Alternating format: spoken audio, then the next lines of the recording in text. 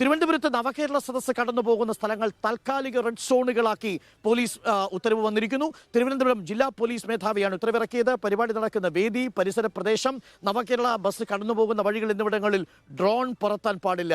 വിവരങ്ങളുമായി അഞ്ജു ജയപ്രകാശ് ആയിരുന്നു. അഞ്ജു ജയപ്രകാശ്, എന്താണ് ഈ ഡ്രോണിന് വിലക്ക് വരാനുള്ള കാരണം?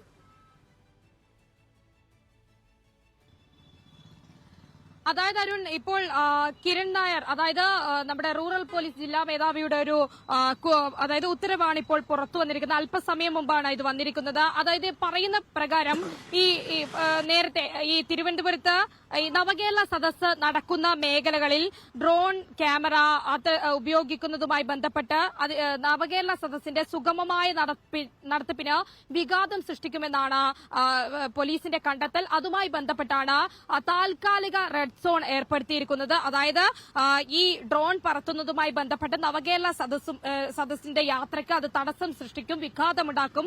അതിനാൽ തിരുവനന്തപുരം ജില്ലാ പോലീസ് മേധാവിയുടെ ഒരു പ്രഖ്യാപനമുണ്ട്. ഇവിടങ്ങളിൽ ഡ്രോൺ പറത്താൻ പാടില്ല എന്ന്.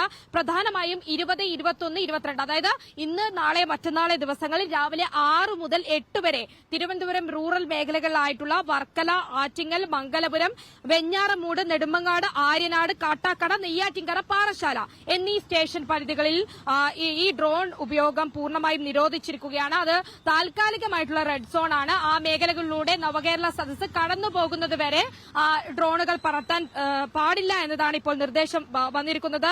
തിരുവനന്തപുരം റൂറൽ ജില്ലാ പോലീസ് മേധാവിയാണ് ഇപ്പോൾ അല്പസമയം മുമ്പ് ഇത്തരത്തിലൊരു നിർദ്ദേശം പുറത്തിറക്കിയിരിക്കുന്നത്.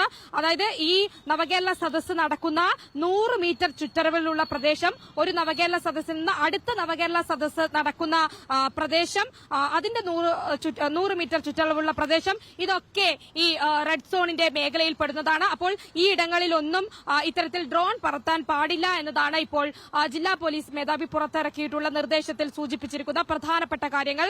വേദി, പരിസരം, നവകേരള ബസ് കടന്നു പോകുന്ന വഴികൾ, ഇവിടെയൊന്നും ഡ്രോണുകൾ പറത്താൻ പാടില്ല എന്നതും ഈ ഡ്രോൺ ഉടമകളെ വിളിപ്പിക്കുന്നതായിട്ടും മനസ്സിലാക്കുന്നു. ദിലീപ്, അഞ്ജു, ഞാൻ തിരിച്ചു വരാം. ദിലീപ്.